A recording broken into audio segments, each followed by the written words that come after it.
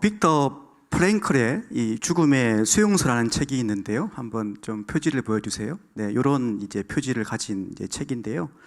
이 프랭클은 유대인 이 정신의학자 인데요.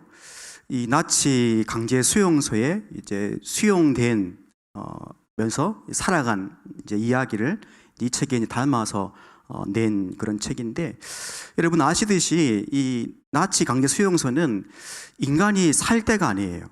그러니까 인간이지만 인간답지 살지 못했던 바로 장소가 이 수용소인데요. 인간이 겪을 수 있는 그 최악의 장소라 생각하시면 됩니다. 여러분 한마디로 말하면 이 수용소는 죽음의 수용소입니다. 다 아신 이야기예요. 많은 유대인들이 이 수용소에서 목숨을 잃었습니다. 그러니까 엄청난 수가 이 수용소에서 목숨을 잃게 되는데요. 이 프랭클은 이제 갇히기 전에는 자살을 하려고 하는 그 사람들을 이제 케어하고 이 치료하는 그런 이제 아주 정신의학계에 아주 이렇게 유명한 그런 사람이었어요. 근데 이 프랭클도 결국은 수용소에 갇히게 되고 거기서 이 가족들을 다 잃습니다. 다 잃어요. 다 잃어요. 그러니까 이 본인도 굉장히 어려운 삶을 사실은 산 거거든요. 그런데 그 수용소에서 죽지 않고 끝까지 살아남을 수 있는 그 비결을 이 책을 통해서 이제 설명하는데요. 한번 글을 읽어볼까요? 같이 읽어볼게요. 시작. 진흙 바닥에 패인 웅덩이에 비친 하늘에 빛나는 풍경이 잿빛으로 지어진 우리의 초라한 임시 막사와 날카로운 대조를 이루고 있었다. 감동으로 잠시 침묵이 흐른 뒤 누군가가 이렇게 말했다. 세상이 이렇게 아름다울 수도 있다니. 이 책을 보시면 정말 좋은 대목들이 많아요. 근데 저는 이 부분을 좀 와닿았는데요. 이런 표현이 나왔죠. 세상이 이렇게 아름다울 수도 있다니. 이런 배경입니다. 이제 하루 일과를 다 마치고 그 허름한 이제 막사에 돌아와서 그 바닥에 턱 앉으면서 거기서 이제 숲을 먹고 있는 광경이에요. 그때 이제 그 하늘빛이 바닥에 비쳐가지고 보여지는 그런 상황 가운데 어떤 사람이 말하기를 세상이 이렇게 아름다울 수도 있다니. 여러분 이곳은요 최악의 장소예요. 사람이 살지만 사람이 살 수 없는 곳이라고 해도 충분한 곳이 바로 이 죽음의 수용소인데요. 여러분 이곳에서 어떤 말이 터져 나옵니까? 아름답다라고 하는 거예요. 아름답다. 실상은 여러분 이 장소는 이곳은 결코 아름답지 않습니다. 아름답지 않아요. 보통은 노를 지면 이런 생각을 하겠죠. 우리 죽음의 때가 다가왔구나. 그런데 그 해가 지는 광경을 보면서 말하기를 아름답다라고 하는 거예요. 죽음의 그 자리에서 어떤 희망도 어떤 소망도 꿈꿀 수 없는 그 수용소 안에서 그래도 이들은 그 속에서 나름의 의미를 찾았고 또 아름다움을 보면서 살아갔다 하는 이야기예요. 여러분 이 죽음의 이 수용소는요 인간이 기본적으로 구비해서 살 수 있는 모든 환경들을 다 빼앗은 곳입니다. 다시 말씀드리지만 이곳은 인간이 사는 곳이지만 인간이 살 수 없는 곳이에요. 이 독일의 나치들이 이 유대인들을 인간답게 대우하지 않았습니다. 돼지처럼 짐승처럼 대했던 곳이 바로 이 죽음의 수용소인 거예요. 근데 이 프랭클이 이 수용소를 관찰해보고 또 함께 있는 유대인들을 이렇게 보니까 어떤 사람들은 일찍 죽고 어떤 사람들은 또 오래 사는 것을 발견한 거예요. 그래서 가만히 봤더니 비록 절망의 공간이지만 그곳에서 그래도 삶의 의미와 가치와 목적을 가진 사람이 오래 살더라는 거예요. 이걸 발견한 겁니다. 그리고 그것을 이제 이 책으로 기록하게 된 것인데요. 여러분 한번 기회 되시면 한번 이 책을 한번 사서 한번 읽어보십시오. 이 통찰이 참 많습니다. 특히 죽음에 대해서 그리고 삶에 대한 통찰이 참 많은 것 같은데요. 꼭 한번 읽어보시면 좋을 것 같아요. 이 책을 지은 이 프랭클린도 마찬가지입니다. 그곳에서 자신이 해왔던 그 심리학 강의를 그 수용소 안에서 합니다. 그러니까 수용소 들어와서 자기 나름대로 삶의 목적을 정하고 의미를 두고 또 일상을 그렇게 살아낸 거예요. 그래서 이 죽음의 이 시간들을 버텨내고 결국은 살아남게 되었다라고 하는 이야기입니다. 여러분, 보통 유대인들은 그 절망의 그곳에서 절망을 봅니다. 그리고 절망 너머에 있는 죽음을 바라봅니다. 그러니까 그 상황을 바라보는 거죠, 상황을. 근데요, 프랭클은 그 상황을 보는데 그 상황을 바꾸어서 본다는 거예요. 절망 너머에 있는 죽음을 보는 것이 아니라 절망 너머에 있는 생명과 삶을 본 거예요. 그래서 이 프랭클이 그곳에서 살아남을 수 있었다라고 하는 겁니다. 여러분, 상황을 보는 방식을 바꾸면 살 수 있습니다. 우리가 내게 주어진 이 삶에 대하여 내가 바라보는 관점, 방식을 바꾸면요, 비록 절망 속에 있다 할지라도 그 절망을 넘어서는 그런 소망과 삶의 목적과 가치로 살아갈 수 있다는 이야기입니다. 이 말씀을 보니까 이와 비슷한 사람이 창세기에 있더라고요. 누구일까요? 누구일까요? 요셉입니다. 요셉. 여러분, 요셉은요, 다 아십니다. 형들에 의해서 어떻게 됩니까? 어떻게 돼요? 노예로 팔립니다. 노예로 팔려요. 그리고요, 13년 동안 홀로 지내요. 그리고 22년 동안 엄청난 세월을 보냅니다. 여러분, 결코 이 요셉은 희망이 없었어요. 소망이 없었습니다. 삶 자체가 절망입니다. 그 형들이 자기를 죽음의 자리로 내몰았고, 그리고 노예로 팔아버렸어요. 그리고 오랜 시간 동안에 홀로 고독하게 낯선 곳에서 그렇게 살았습니다. 그러다가 어떻게 됩니까? 하나님의 그 은혜로 말미암아 애굽에 뭐가 돼요? 총리가 돼요. 여러분, 얼마나 이게 놀라운 일입니까? 노예였다가 뭐가 된다고요? 총리가 됩니다. 총리가 돼요. 나중에요, 형들이 이제 찾아왔어요. 저 같으면요, 그 형들 가만히 안 둡니다. 어떻게 하겠습니까? 단칼에 그냥 베어버립니다. 어디 가면서. 그렇죠? 근데 여러분, 이 요셉이 자신의 과거의 삶을 돌아보는데 다른 방식으로 자신의 삶을 돌아봐요. 자신의 과거와 그리고 현재 이 상황을 충분히 복수할 수 있는 상황인데 이 상황을 다른 방식으로 바라보았다는 얘기예요. 말씀 띄워주실까요? 창세기 말씀인데요, 45장 말씀 띄워주세요. 자, 읽어볼게요. 시작. 하나님이 큰 구원으로 당신들의 생명을 보존하고 당신들의 후손을 세상에 두시려고 나를 당신들보다 먼저 보내셨나니 그런즉 나를 이리로 보낸 이는 당신들이 아니요 하나님이시라. 하나님이 나를 바로에게 아버지로 삼으시고 그 온 집의 주로 삼으시며 애굽 온 땅의 통치자로 삼으셨나이다. 여러분, 복수란 말은 없어요. 복수란 말은 없어요. 과거를 바라보는 방식을 바꾸었습니다. 현재의 상황을 바라보는 방식을 바꿔버렸어요. 어떻게 표현합니까? 하나님 나를 보내신 것은 구원하기 위함이라는 거예요. 생명을 해하는 것이 아니라 오히려 뭐라는 거예요? 살리기 위해서 나를 먼저 보내었습니다 하라고 하는 거예요. 여러분, 이것이 관점과 방식의 힘입니다. 여러분, 분명히 복수해도 괜찮은 상황이잖아요. 이 엄청난 세월을 이겨낸 요셉인데, 그리고 지금 엄청난 지위에 있잖아요. 권력이 있잖아요. 그러면 그 권력을 한번 휘둘러도 아무 문제 없어요. 그런데 그렇게 행하지 않았다라고 하는 거예요. 하나님이 나를 어떻게 했다고요? 보내셨다라고 하는 겁니다. 보내셨다.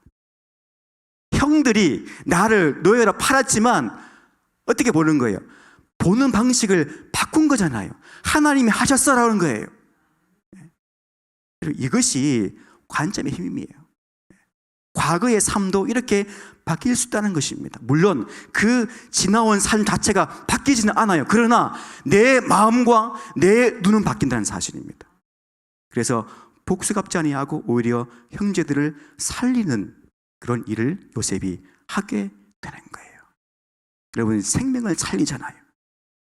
생명을 구하는 것은요, 하나님께로부터 받은 그 사명인 거예요. 이때서 요셉은 자신의 사명이 뭔지 아는 거죠. 내가 미리 보냄을 받았고 이 생명들을 살리기 위해서 그랬구나는 것을 이 요셉은 알게 된 겁니다. 뭘 알았을까요? 삶의 의미와 목적을 깨달은 거예요.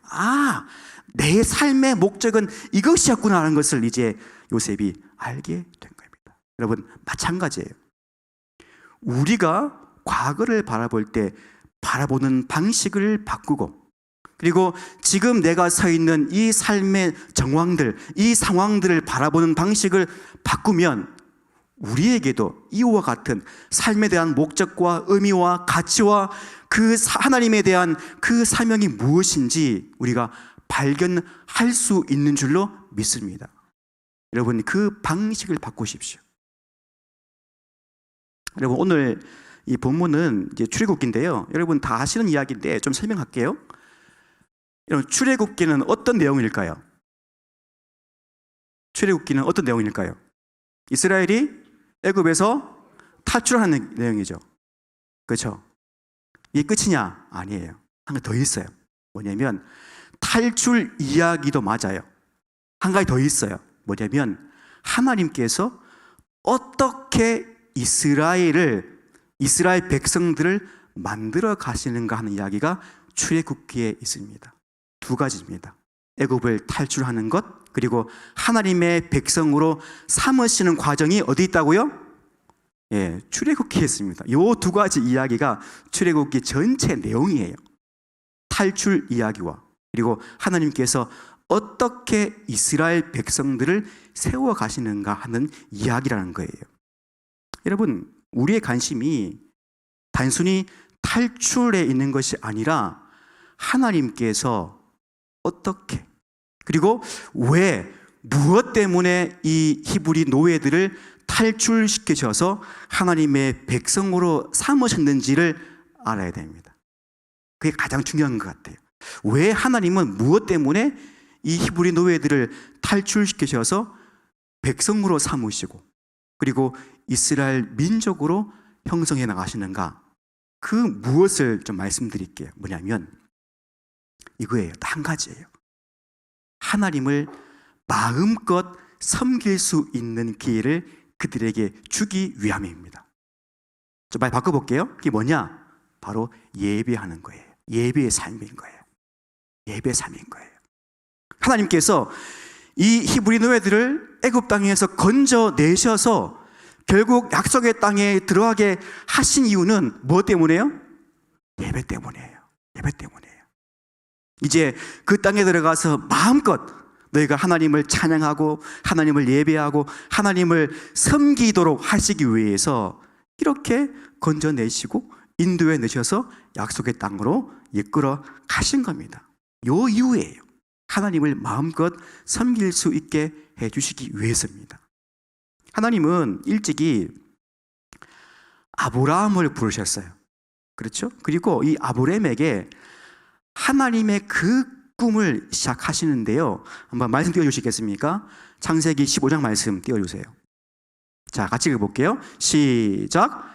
여호와께서 아브라함에게 이르시되 너는 반드시 알라. 내 자손이 이방에서 객이 되어 그들을 섬기겠고 그들은 400년 동안 내 자손을 괴롭히리니 그들이 섬기는 나라를 내가 징벌할지며 그 후에 내 자손이 큰 재물을 이끌고 나오리라. 여러분, 이 히브리 노예들이 애굽에 들어가서 노예 생활 하기 전에 하나님이 미리 아브라함을 통하여서 하나님의 그 꿈과 비전을 말씀하셨어요. 뭐라 말씀하십니까? 내 자손이 이방에 개게 된다. 얼마 동안요? 얼마 동안? 400년이에요, 여러분. 400년. 여러분, 결코 짧지 않는 시간입니다. 400년 동안 애굽에서 종살이하며 노예대에서 살아간다는 것을 이미 말씀하셨어요. 그 또 한 가지 말씀하시죠. 뭡니까? 그곳에서 나올 거라는 거예요. 여러분, 출애굽은 하나님의 그 계획 안에, 그 섭리 안에 있는 사건인 거예요. 하나님의 약속과 또 그 약속이 어떻게 이루어지는지를 우리는 이 출애굽기를 통해서 알 수 있는 거예요. 뭘 알 수 있습니까? 아, 하나님은 말씀하시는 대로 이루시는 분이구나 하는 걸 알 수 있는 거예요. 이것은요, 너무나 놀라운 일입니다. 10년도 아니에요. 40년도 아니에요. 100년도 아니에요. 400년 동안 그곳에서 계기되어서 노예처럼 살아가지만 결국은 하나님 그들을 어떻게 하신다고요? 이끌어 내신다는 거예요. 뭘 말하느냐? 하나님의 계획 안에 있다라는 거예요. 하나님의 계획 안에 있다. 여러분, 인간의 계획은 중간에 사라질 수 있습니다. 이루어지지 않을 수도 있습니다. 그러나 하나님의 계획은 너무 치밀합니다. 그리고 계획하신 대로 분명히 이루어지는 것이 하나님의 계획입니다. 여러분, 혹시 우리 가운데요, 마치 그 시편의 시인처럼 그 사망의 음침한 골짜기로 다니는 분들이 혹시 있다면, 그리고 그 위험한 광야를 지금 걷고 있는 분이 있다면, 아니면 이게 아니더라도 삶에 어떤 절망이 있고 혹은 어려움이 있는 분들이 있다면, 제가 앞서 말씀드린 프랭클과 요셉의 이야기를 기억하십시오. 그 절망 가운데 죽음의 그림자가 짙게 드리운 그곳에서 삶의 의미를 발견하고, 그리고 서서하지만 그곳에서 하나님의 아름다움도 보고 자신의 삶을 포기하지 않고 그렇게 삶을 살아내었습니다. 그랬더니 하나님의 이 계획대로 회복되어지는 은혜를 누리게 된 것입니다. 여러분, 마찬가지 같아요. 우리가 죽음의 골짜기를 지나가든 위험한 광야를 통과하든 혹은 그 무엇이든 간에 우리가 내 삶에 대하여 감사하고 또 내 삶에 의미가 있음을 알고 그렇게 살아가면 하나님의 그때에 요셉처럼 우리도 회복될 줄로 믿습니다. 여러분, 이러한 관점으로, 방식으로 우리가 우리의 삶을 좀 보기 원합니다. 보기 원해요. 이 이스라엘이 이제 히브리 노예들이 탈출할 때요, 어떤 일이 일어납니까? 10가지의 재앙이 내려오죠. 그렇죠? 자, 보세요. 10가지의 재앙을 통해서요, 어떤 일이 일어나냐면 애굽이 변화됩니다. 바로가 변화되어져요. 물론 어쩔 수 없었지만 문을 열어서 그 이스라엘을 이제 탈출하게끔 그 길을 열어줍니다. 변화가 일어난 거예요. 동시에요, 10가지 재앙을 통해서 이스라엘 노예들도, 히브리 노예들도 변화되어집니다. 뭐냐? 여러분, 400년은 긴 시간입니다. 보세요. 애굽에서 몇 대가 진 흘렸어요. 그리고 긴 시간 동안 노예로 살았습니다. 그러면 그들의 모든 방식과 삶의 자세와 태도는 뭘까요? 노예예요. 종이에요, 종. 그 종의 근성을 못 버립니다. 그 종의 근성으로 살고 있는 거예요. 그리고 또 한 가지, 아브라함과 이삭과 야곱의 하나님을 잊어버리기 시작했습니다. 이게 가장 중요한 포인트입니다. 하나님을 잊어버린 거예요. 10년도 아닙니다. 400년 동안 하나님에 대한 기억들이 서서히 그 머릿속에서 삭제되어 갔습니다. 그런데 10가지의 재앙을 통해서 다시금 무엇을 알아가겠습니까? 하나님을 알아가는 거예요. 아, 우리 조상의 하나님, 창조의 하나님, 그 능력의 하나님이 바로 우리 하나님이구나 하는 것을 이 재앙을 통해서 알아가는 거예요, 여러분. 애굽에게는 이것이 재앙이지만 뭐예요? 이스라엘 사람들에게는 오히려 은혜고 복인 거예요. 아, 우리 하나님이시구나 하는 것을 안 거죠. 이 변화를 통해서 이스라엘이 그 하나님을 바라보고 드디어 이 애굽을 탈출하게 됩니다. 한번 화면 좀 띄워주실까요? 이 애굽을 탈출하는 한번 걸 볼 텐데요. 경로를 볼게요. 조금 작게 보이지만 한번 보면 람셋에서 이제 숫곳과 에담 쪽으로 이제 이스라엘이 이제 탈출을 하는 장면입니다. 다음 넘겨 보실까요? 자, 그런 후에 이제 마라와 뭐 이제 거쳐서 어디로 갑니까? 무슨 산이죠? 시내 산을 가요. 시내 산. 여러분, 이 시내 산에서 어떤 일이 일어납니까? 하나님의 율법이 주어지죠. 또 뭐가 주어집니까? 또 뭐가 주어지죠? 십계명. 그렇죠. 십계명. 10가지의 말씀들. 이게 주어져요. 다음 넘겨볼까요? 네, 저 말고요. 네. 그 다음에 시내산에서 쭉 가다가 가데스 바네아까지 갑니다. 가데스 바네아까지. 자, 요게 이제 애굽에서 탈출해서 이제 약속의 땅으로 들어가는 경로인데요. 사실은 이것이 정확하지는 않습니다. 왜냐하면 지명을 잘 몰라요. 옛날 지명을 잘 몰라요. 근데 이렇게 했을 것이다라고 이제 보는 거예요. 하여튼 40년 광야 생활을 마치고 모압 평지를 지나서 여리고를 통해서 드디어 어디에 들어갑니까? 가나안 땅, 약속의 땅으로 들어가게 돼요.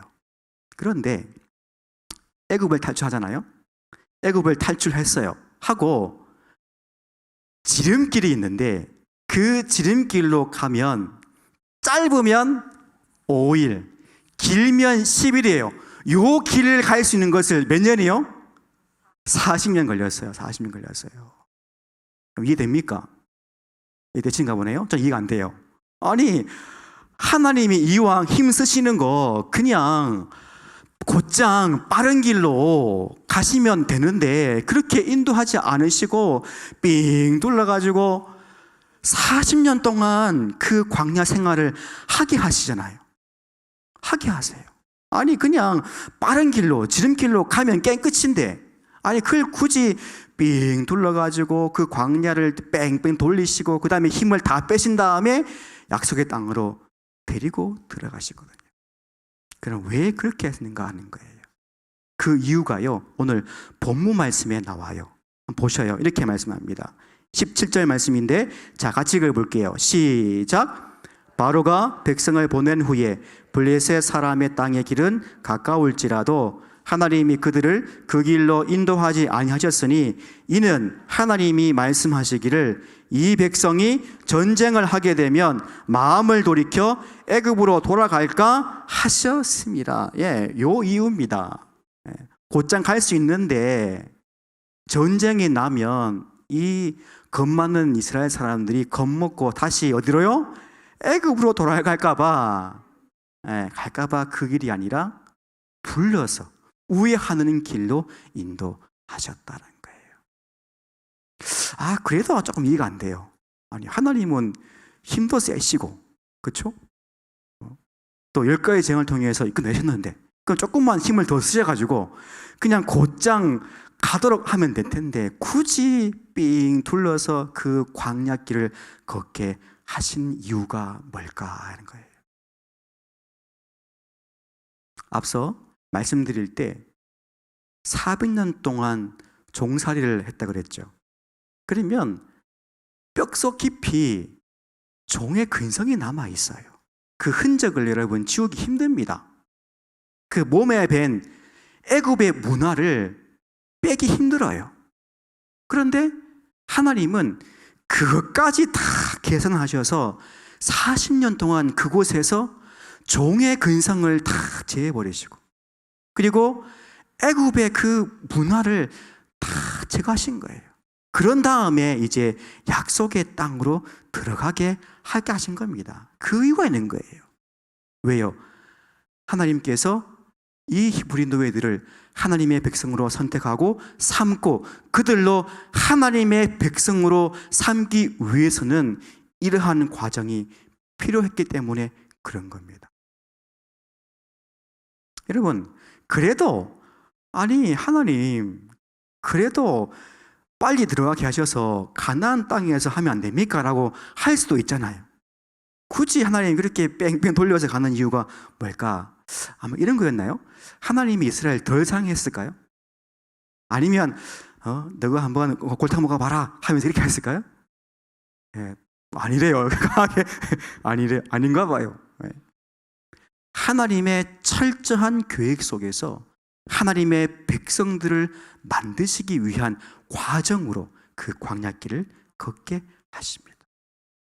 여러분, 인생에 지름길이 있습니까? 없습니까? 없습니까? 예, 전 잘 모르겠습니다. 없다 하시니까 없는 줄 믿겠습니다. 없답니다. 지름길 없답니다. 여러분, 한번 삶을 한번 돌아보십시오. 마치 오늘 이 이야기처럼 빠르게 갈 수 있는 길을 놔두고 내 인생에서 하나님께서 우회하는 길로 인도한 적은 있습니까? 없습니까? 다 경험들이 있으시죠? 저도 그래요. 아니 바로 갈 수 있는 길인데 삥 둘러서 가게 하시는 이유가 뭘까라고 생각해 봤어요. 그리고 이런 결론을 얻었습니다. 비록 우회하는 길이고 내가 느낄 때 오래 걸리는 것처럼 보여도 하나님이 인도하시는 그 길이 가장 빠른 길이더라라는 거예요. 그리고 가장 좋은 길이었다는 거예요. 믿습니까? 맞습니다. 우리가 볼 때는 직진으로 빨리 가는 길이 있고 좋아 보이고 보암직하고 좋게 보여도 하나님이 이 길을 인도하지 않는다면 그 길은 좋은 길이 아닙니다. 하나님 오실 때 빙 둘러가고 우회하는 길이라 할지라도 하나님이 인도하시고 하나님께서 함께 하시는 그 길이 우리에게 가장 좋은 길인 줄로 믿습니다. 여러분, 그 길 걸어가십시다. 오늘 본문에서요 조금 주목할 부분이 있어요. 바로 이 말씀입니다. 19절 말씀인데요. 자, 함께 봅시다. 19절 시작. 모세가 요셉의 유고를 가졌으니 이는 요셉이 이스라엘 자손으로 단단히 맹세하게 하여 이르기를 하나님이 반드시 너희를 찾아오시리니 너희는 내 유고를 여기서 가지고 나가라 하였음이더라. 보세요. 지금 막 애굽을 탈출하고 있는 상황이에요. 얼마나 바쁩니까? 정신없잖아요. 근데 뭐예요? 모세가 요셉의 그 유고를 수습해서 그 유고를 가지고 나갔다는 거예요. 그것은 요셉이 임종시에 했던 유언대로 한 거거든요. 그렇게 바쁘고 정신없는 상황 가운데 그것을 기억하여서 요셉의 유고를 수습해서 가지고 나아갔다는 것은 이것은 무언가를 암시하고 있는 부분이 있다는 거예요. 뭐냐? 바로 출애굽입니다. 요셉의 이 마지막 부탁 속에 출애굽을 암시하고 있는 거예요. 다시 보세요, 여러분. 하나님이 반드시 너희를 찾아오시리니 너희는 내 유고를 여기서 가지고 어떻게 해요? 나가라. 나가라는 거예요. 여러분, 이때는 이 말 할 때는 여러분 출애굽 이전입니다. 근데 이미 그때 하나님은 이 요셉의 이 유언을 통해서 출애굽을 모세를 통해서 말씀하신 겁니다. 하나님은 아브라함을 통해서 이미 언약하셨고 그리고 요셉을 통해서도 그렇게 한 번 더 확인을 시켜주신 다음에 그때 그 약속대로 뭐예요? 이스라엘이 애굽을 탈출하게 된다. 여러분, 이 출애굽 사건은 우연이 아닙니다. 우연이 아니에요. 우리의 만남은 우연이 아니에요. 하나님의 역사에는 우연이 없습니다. 우연이 아니에요. 하나님의 철저한 계획 가운데, 세밀하는 그 진행 가운데 이루어진 일입니다. 이렇게 하나님께서 말씀을 해주시고 있는 거예요. 하나의 징표예요, 징표. 사인이 사인. 그 요셉의 유언을 통해서 하나님께서 이스라엘 공동체에게 그와 같은 말씀을 주신 겁니다. 자, 그 다음에요. 이스라엘이 숫곳을 떠납니다. 그리고 에담에 이르러서 에담에서 장막을 쳤는데 여기서 이상하고 신비로운 일이 일어납니다. 오늘 본문에 나오죠. 함께 봅시다. 21절 말씀입니다. 21절, 22절 같이 시작. 여호와께서 그들 앞에서 가시며 낮에는 구름 기둥으로 그들의 길을 인도하시고 밤에는 불 기둥을 그들에게 비추사 낮이나 밤이나 진행하게 하시니 낮에는 구름 기둥 밤에는 불 기둥이 백성 앞에서 떠나지 아니하니라. 여러분, 참으로 이상하고 신비로운 일이 일어났어요. 무슨 기둥이요? 구름 기둥. 또 무슨 기둥이에요? 불 기둥. 그렇죠? 여러분, 정말 신비한 일이 난 거예요. 이제 애굽을 막 탈출해서 숫곳을 지나 에담에 이르렀을 때, 그곳에 머물며 있을 때 갑자기 구름 기둥이 나타난 거예요. 여러분, 구름 기둥은요, 구름이 기둥처럼 생겨서 구름 기둥이라 하지 않습니다. 네. 사실은 이런 기둥 모양이 아니에요. 구름 기둥이라는 것은 한 상징인데요. 그냥 쉽게 말할게요. 구름 기둥은 그냥 구름입니다. 그냥 구름이에요. 네. 그래서 뭐 구름 기둥 그래가지고 뭐 이렇게 생겼나? 아니요, 이렇게 안 생겼습니다. 그냥 그거 똑같아요. 그런 구름이에요. 그러면 왜 구름 기둥이란 말을 쓰냐면요, 이제 이런 거죠. 한번 말씀 띄워주실까요? 말씀을 띄워주세요. 예, 한번 볼게요. 출애굽기 40장 말씀 보겠습니다. 나와라. 예, 40장 말씀 없나요? 혹시? 네, 제가 읽어드릴게요. 40장 36절 이하 말씀인데요, 이렇게 말합니다. 구름이 성막 위에서 떠오를 때에는 이스라엘 자손이 그 모든 행진하는 길에 앞으로 나아갔고, 구름이 떠오르지 않을 때에는 떠오르는 날까지 나아가지 아니하였으며, 낮에는 여호와의 구름이 성막 위에 있고 밤에는 불이 그 구름 가운데 있음을 이스라엘의 온 족속이 그 모든 행진하는 길에서 그들의 눈으로 보았더라 하는 거예요. 구름이 어디 위에 있다고요? 성막 위에 떠오를 때라는 거예요.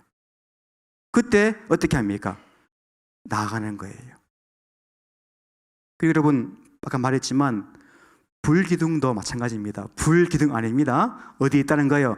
구름에 불이 있다는 거예요. 이것도 같은 의미입니다. 그러면 구름 기둥과 이 불 기둥은 무엇을 상징하느냐 하는 거죠. 성령. 예, 또 말씀해 보세요. 하나님. 예, 다 나옵니다. 자, 이것은 바로 하나님의 임재를 가리키는 겁니다. 하나님의 임재를 가리켜요. 이스라엘 백성이 광야를 행진할 때에 정중앙에 뭐가 위치합니까?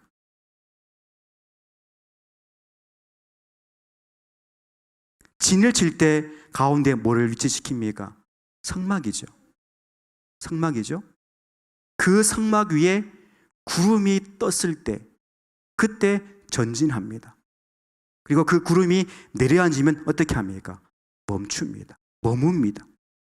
그래서 이스라엘 사람들은 이 광야에서 구름이 떠오르고 그리고 내려앉고를 보면서 앞으로 가고 멈추고를 반복하며 살았습니다. 40년 동안에 머물면서 진을 치고 복구할 때가 몇 번인가 하면 최소한 40번입니다. 40년 동안 40번 이상 구름이 머물 때 진을 치고 또 진을 거두어서 행진했다는 이야기입니다. 여러분, 이 숫자는 결코 짧은 숫자가 아닙니다. 그리고 어떤 일정한 패턴으로 이루어지지도 않습니다. 이런 거죠.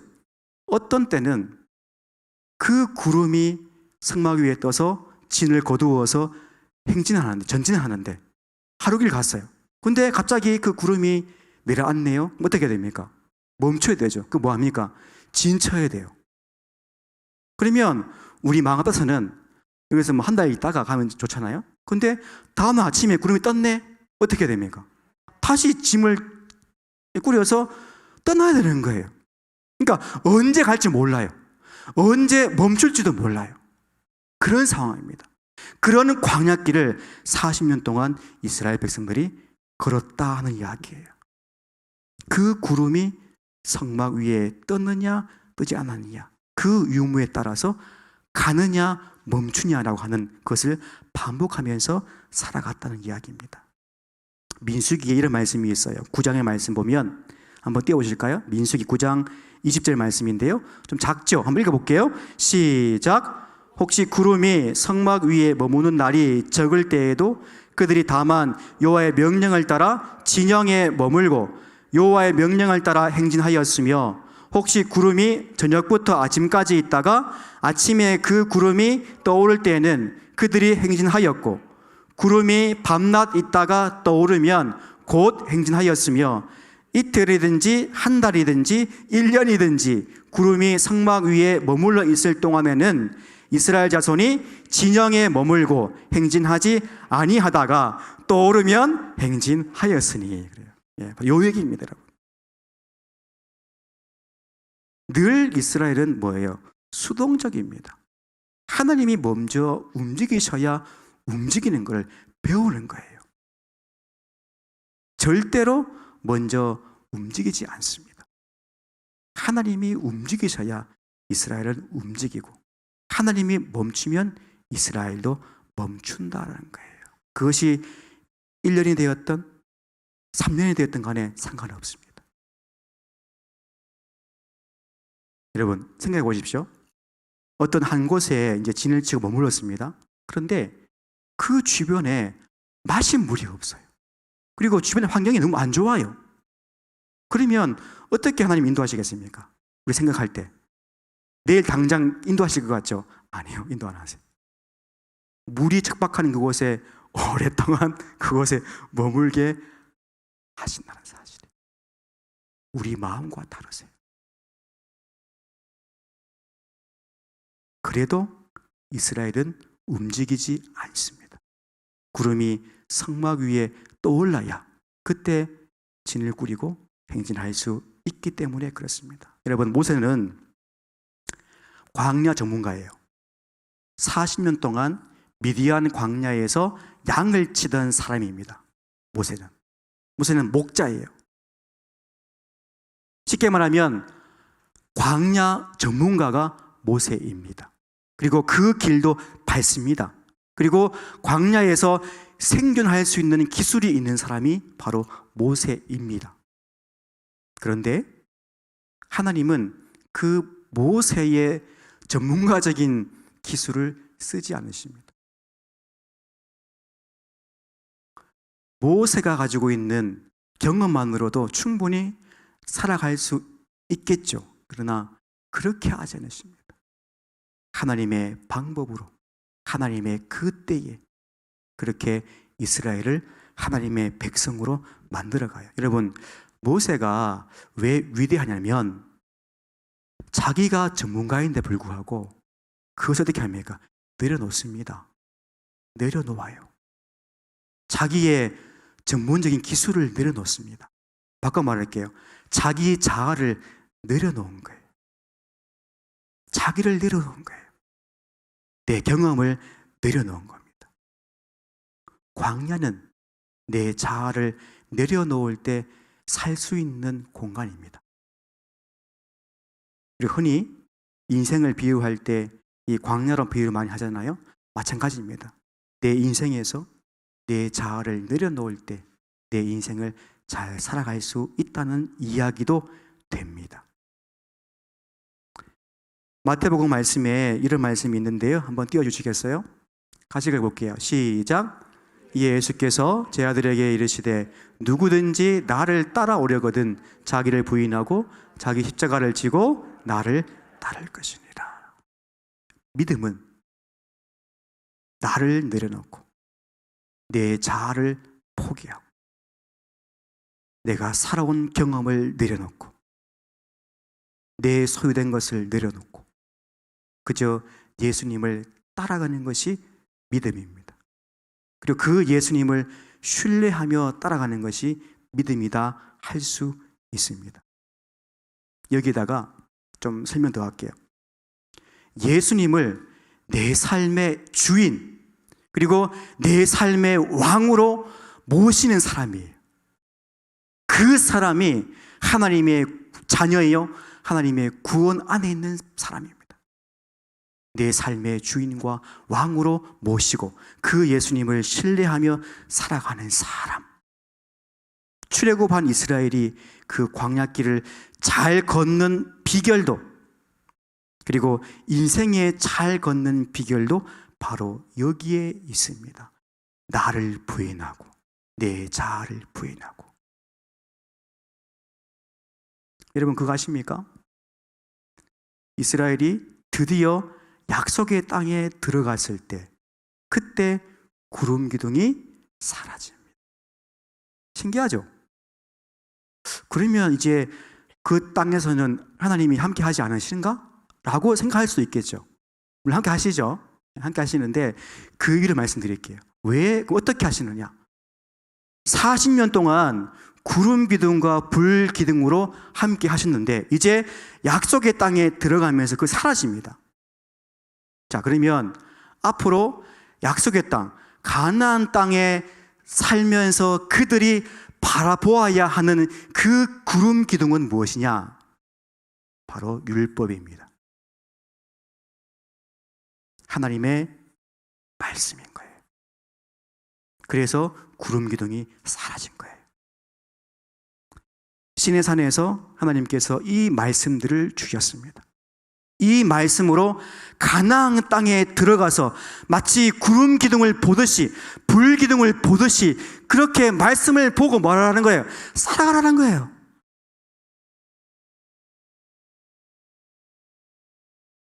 이제 더 이상 하늘을 쳐다보지 않아도 됩니다. 구름이 떠올랐나 떠올랐나 그거 안 봐도 돼요. 뭘 봅니까 이제? 말씀을 보는 거예요. 말씀을 보는 거예요. 오늘 제목이 뭔지 아세요?